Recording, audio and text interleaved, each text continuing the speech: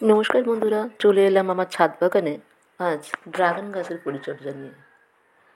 Dragon গাছের পরিচর্যা শুরু করতে আমার একটু দেরি হয়ে গেল। এখন মার্চ মাস, যদি ফেব্রুয়ারি মাসে করতে পারতাম একটু ভালো হতো। তো গাছের মধ্যে আমার অনেক আগাছা জন্ম হয়েছে, সেই আগাছাগুলো আমি আগে পরিষ্কার করে নিচ্ছি। বন্ধুরা, এই গাছটা থেকে অনেক ছোট ছোট ডাল বেরিয়েছে। সেই ডালগুলো যে একটা কিছু আঁকড়ে ধরে উপরের দিকে উঠবে, সেটাই আমার গাছে এতদিন করা হয়নি। আজ আমি একটা খুঁটি পুঁতে দিয়ে গাছটাকে সোজা করে দাঁড় করিয়ে দেবো এবং ডালপালাগুলোও তার সাথে বেঁধে দেবো, যাতে গাছটা সোজা হয়ে উপরের দিকে উঠতে পারে।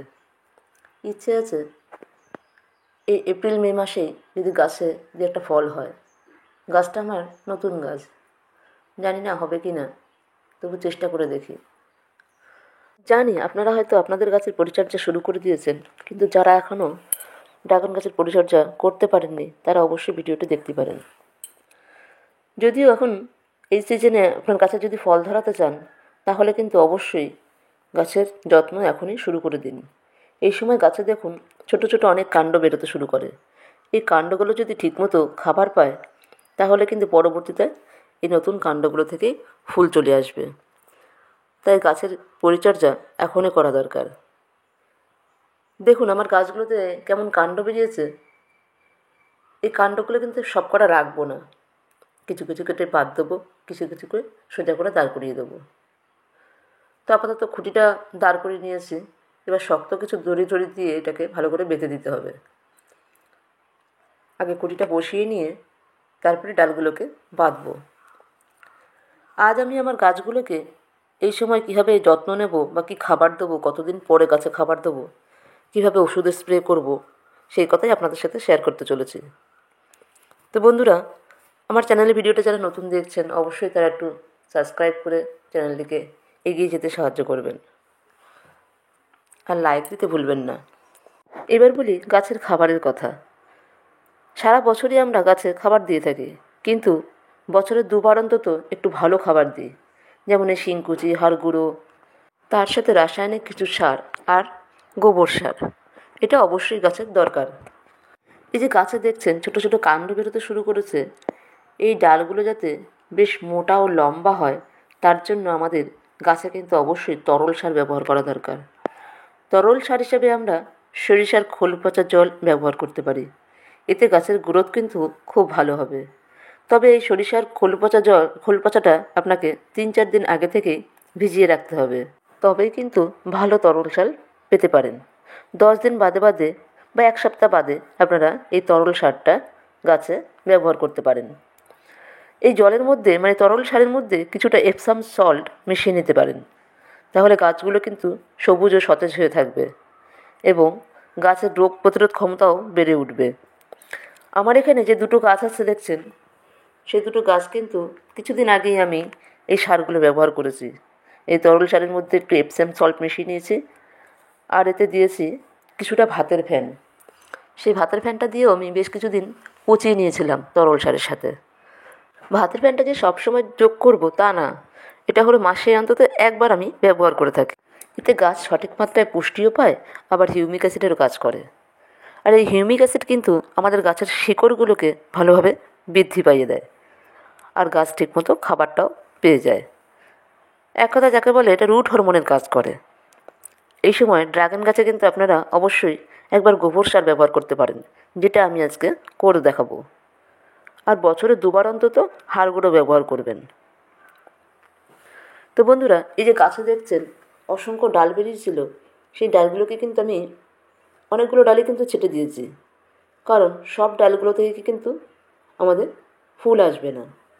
দেখুন অনেক ডাল কেটে দিয়েছি নিচে থেকেও, তবে এই ডালগুলোকে আমি আর এক জায়গায় লাগিয়ে দেওয়ার চেষ্টা করব। আর যে ডালগুলো থেকে দেখবেন ফুল আসতে পারে, সেই ডালগুলো আমি রেখে দিয়েছি। যেগুলোর মাথা একটু সরু সরু দেখবেন, সেই ডালগুলো বেড়ে ওঠার সম্ভাবনা বেশি। আর যেগুলোর মাথা একটু ভোঁতা ধরনের হয়ে গেছে, সেগুলো কিন্তু আর বাড়বে না। তাই সেই ডালগুলো আমি আস্তে আস্তে কেটে দেওয়ার চেষ্টা করছি। আর দেখুন নিচের দিকে যদি বেশি ডাল থেকে যায়, তাহলে কিন্তু গাছের যত খাবার ওই নিচের ডালগুলোই পাবে, কিন্তু সেই ডালগুলো আস্তে আস্তে উপরের দিকে বড় হবে তবে গিয়ে গাছে ফুল আসবে, সেটা অনেক দেরি। কিন্তু আমি যদি উপরের ডালগুলো থেকে যদি মোটা করতে পারি, আরও লম্বা করতে পারি, তাহলে কিন্তু ওই ডালগুলো থেকে ফুল আসার সম্ভাবনা বেশি থাকে। তো মায়া ত্যাগ করে আপনাকে কিন্তু অবশ্যই এই ডালগুলো কেটে দিতে হবে। দেখুন নিচের দিকে অনেক ছোটো ছোটো কুশি বেরিয়েছে, সেই কুশিগুলোকে আমাকে এখন বড় করতে হবে আর সঠিকভাবে খাবার দিতে হবে। তো কী খাবার খেলে তাড়াতাড়ি বড় হয়ে যাবে, এই কুশিগুলো বড় হবে, সেটাই দেবো আজকে। দেখুন এই ডালটার মাথাটা দেখা যাচ্ছে অনেকটা সরু, ছোটো ছোটো ডালগুলো, এই ডালগুলো কিন্তু আমার খুব তাড়াতাড়ি বেড়ে যাবে এবং এর থেকে অন্যান্য ডালও ছড়াবে। তাই ওই ডালগুলোকে আমি বড় করব। গাছে দেখবেন যে ডালগুলোর মাথা ভোঁতা হয়ে গেছে, সেই ডালগুলো কিন্তু আর বাড়বে না, আর ওখান থেকে অন্য কোনো শাখা প্রশাখাও বেরোবে না। তাই সেই ডালগুলোকে যতটা পারবেন কেটেই দেবেন। এবার গাছের কী খাবার দেবো সেটাই দেখাই। তো এখানে প্রথমেই আমি কিছুটা খোলের গুঁড়ো দিয়ে দেবো। সরিষার খোল গুঁড়ো করে নিয়েছিলাম, সেই গুঁড়োটা আমি আস্তে আস্তে ছড়িয়ে দেবো কিছুটা। তার উপর দিয়ে এবার আমি গোবর মাটির সার মাটি বা আগে থেকে তৈরি করে রেখেছিলাম, সেই মাটিটা আমি এর গাছের ওপরে দেবো। বন্ধুরা, এর থেকে কিন্তু খুব বেশি খাবার এখন আমি গাছে দিতে পারবো না। এই খাবারেই এই ছোটো ছোটো ডালগুলো আস্তে আস্তে বড় হবে। আর গাছে জল দেবো, আজকে ভালো করে জল দিয়ে দেবো, আর যখন দেখবো জল শুকিয়ে আসছে তখনই আবার গাছে জল দেবো। তো আমার এই খাবারেই দেখবো গাছগুলো বেশ বড় হয়ে গেছে এবং সতেজ হয়ে উঠছে। আর মাঝে মাঝে খোল পচা জলটা অবশ্যই দিয়ে যাব। তবে যেহেতু খোলের গুঁড়োটা আমি দিয়েছি, তাই এই মুহূর্তে খোল পচা জলটা দেবো না।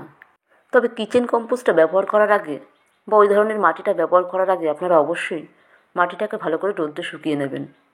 বেশ 2 দিন ধরে মাটিটাকে শুকনো করে নিয়ে তারপরে গাছের গোড়ায় আপনারা দিতে পারেন। তাহলে রোগ জীবাণুও গাছে লাগবে না। দেখুন এই টবের ড্রেন সিস্টেমটাও খুব ভালো, জলটা দেখুন পুরো বেরিয়ে গেছে নিচে দিয়ে। তো আবার যেদিন জল দেওয়া প্রয়োজন হবে সেদিনই জল দেবো। বন্ধুরা, তো ভিডিওটি এই পর্যন্তই। সম্পূর্ণ ভিডিওটি দেখার জন্য আপনাদের অসংখ্য ধন্যবাদ রইল।